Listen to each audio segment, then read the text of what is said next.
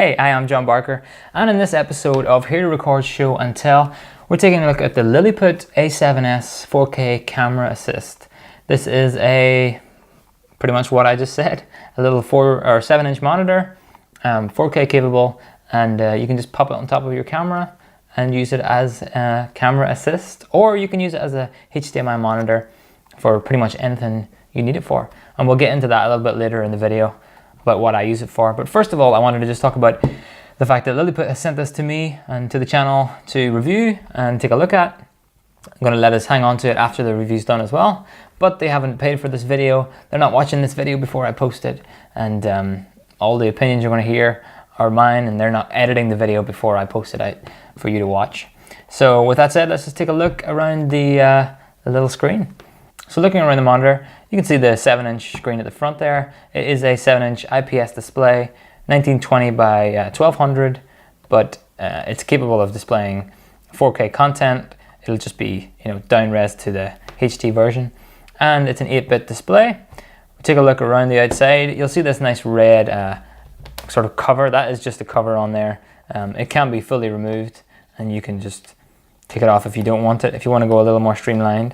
Personally, I think it looks a bit cooler with the red cover on there. It makes it look a bit more interesting instead of just a sort of, I don't want to say boring, but normal monitor. Here you can see a little peek of it with it off. I mean, that's perfectly fine too. If you don't have the space, or you don't want to have that big cover on there, you can just take it off and use it like that instead. I'll just put it back on again. On this side here, you have sort of your main ports. You have a DC power port. That's what I use to power the device. HDMI in and out right here, so you can loop through your camera signal, send it off somewhere else if you want. And you also have like a little earphone port there as well, which is nice. On the top, something to connect pretty much any device you want to. A little tripod mounting hole there. And on the top is all the main controls for the monitor. So you have power over here on the side, function buttons 1 and 2, an exit button, and then you have this little scrolly wheel for access, or for using the menu, and it's also a button that you press in to make changes, to access the menu and all that stuff. On this side there's nothing. On the bottom there's one more tripod mounting option, and then on the back you have a little battery plate, which is cool for powering it via battery. That's not really something I'll do, but you can do it that way. You also have a little other battery option as well that comes with the monitor. A few other things that come with it: full-size HDMI to mini HDMI little cable, which is nice. You also have this little ball head style shoe mount for mounting it to the top of a camera, or to, well, yeah, probably a camera or whatever devices you have. And then finally, this comes with it as well, like a little sun hood, so you can use this to see what you're doing when you're out in some bright light, which makes it great to keep that red cover on, because then you can actually attach this little sun hood and see what you're doing if you're out shooting in the sun.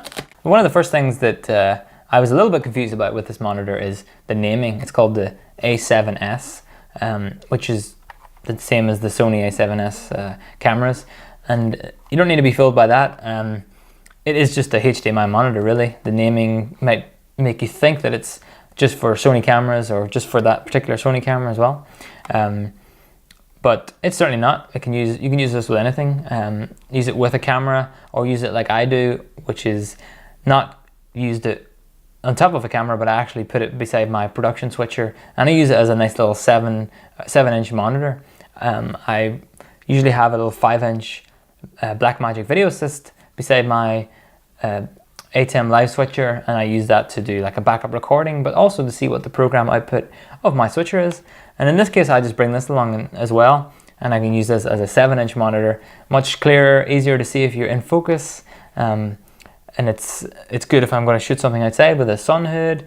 So that nice big monitor is what I use it for. I also use it with my GH5 as well, as sort of an external monitor, but in the case for this video and for this channel, it can also be used with a on-the-road setup, where you want to live stream, or you want to live edit, and you want a nice little monitor to go along with your setup. You can buy this little cheap monitor, and it'll work nicely with that. I'm just going to power up the device, and then I can talk through some of the pros and some of the cons I would say about getting this. I'm also going to plug in my GH5 just as a little reference image so you can see something in action. I'll turn that on over there. And it's found that 4K signal. It's 4069 signal that's coming in there, but it's displaying it nicely on the screen.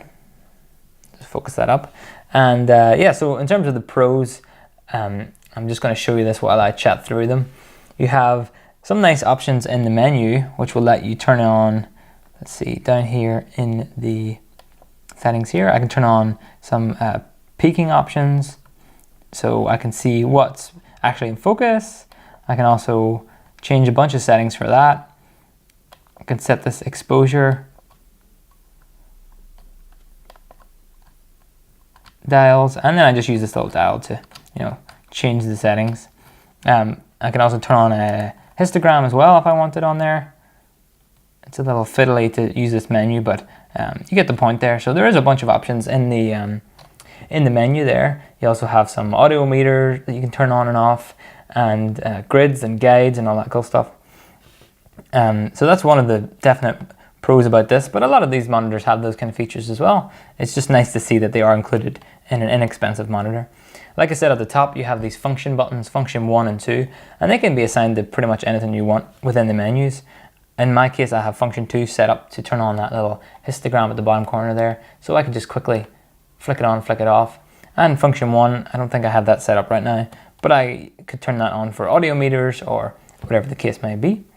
So that's definitely one of the best things. And another really good pro about it is it's just super light. I was really surprised by how light it is. I think 320 grams is what it says on the document that comes with it. It's crazy light, so it's just simple to throw in my bag. It doesn't really add much to my setup that I'm carrying around. That's nice to have a nice light thing to pop in the bag. In terms of the downsides of this monitor, I mean, it is an inexpensive monitor, so it's going to come with some drawbacks. One of them is definitely the buttons. This little jog wheel, it goes up and down and you press it in, but as I'm doing right now, you probably can't quite see it there, but it's actually stuck. I can't turn it until I really force it, which is quite annoying for, stuck again, there we go. Whenever you're wanting to make fine adjustments, say you want to take the brightness down a little bit, you went too far, you want to bump it back a little, and the button gets stuck, so you have to really press through. So you can expect to have sort of inexpensive components in an inexpensive monitor, and that may be what you get here. This could be a particularly bad jog wheel that I have on my personal unit, but when it comes to inexpensive devices, you can probably expect to see a few little quirks like that sometimes. Another con for my particular setup was that no power cable was provided. I mean, it seems fair enough. They probably assume that you're going to use the battery plates and batteries that you have because you might want to mount this on top of your camera. So that's kind of fair that it's not in there, but in my setup and with monitors that I like to buy, it often comes with a power supply because I'm using it in a sort of live editing conference environment where I want it to be plugged in all times. I don't want to be changing batteries. So not coming with a power cable, it is a fairly standard power connection, yes, but I don't really have many of these lying around. I've stolen this from a different device I have, so I can't use the two at the same time until I go buy another power cable. So that's one sort of downside, I would say. Some more expensive monitors come with not only a power cable, but connections for a bunch of different countries. So it would probably be nice to see that in there, but it may just be for my particular setup that it really mattered for. And the final con that I found was this little ball head that came with it. Ball head slash shoe mount. Whenever you have the rubber cover on here, it just seems really hard to actually tighten these things up and make sure that's loose, or sorry, tightened, and then make sure all this is tightened and then put that on your camera. It just didn't really work well for me. I would immediately replace this. So while it does come with this little ball head thing, I would put that aside and buy a better version immediately because it just doesn't really seem to tighten no matter how hard you try. So it's not really the best little component to come with it. But I don't think that really turns me off the monitor as a whole. It's got a nice display. You probably need to calibrate it as soon as you get it just to make it look like everything else you might own already. But it works great, and its price, it's like $150 ish, maybe plus some taxes, or your local price may vary a little, but it's an inexpensive monitor, and it'll last pretty well for you. It's nice that it comes with a bunch of other extras, like this little, what I like to say, like this little cool red cover to make it a little more interesting, a little sun hood, and a few bits and pieces. So overall, I think it's pretty cool for a monitor to bring with me to put on top of my GH5, because it already records great quality internally. So to have a reference monitor, 7-inch reference monitor along with it, I really like that about it. So it's a pretty good monitor. You may like it for your setup. You want to check out a link below to learn more about it, and I hope you found it useful, and I'll see you in the next video. Bye bye.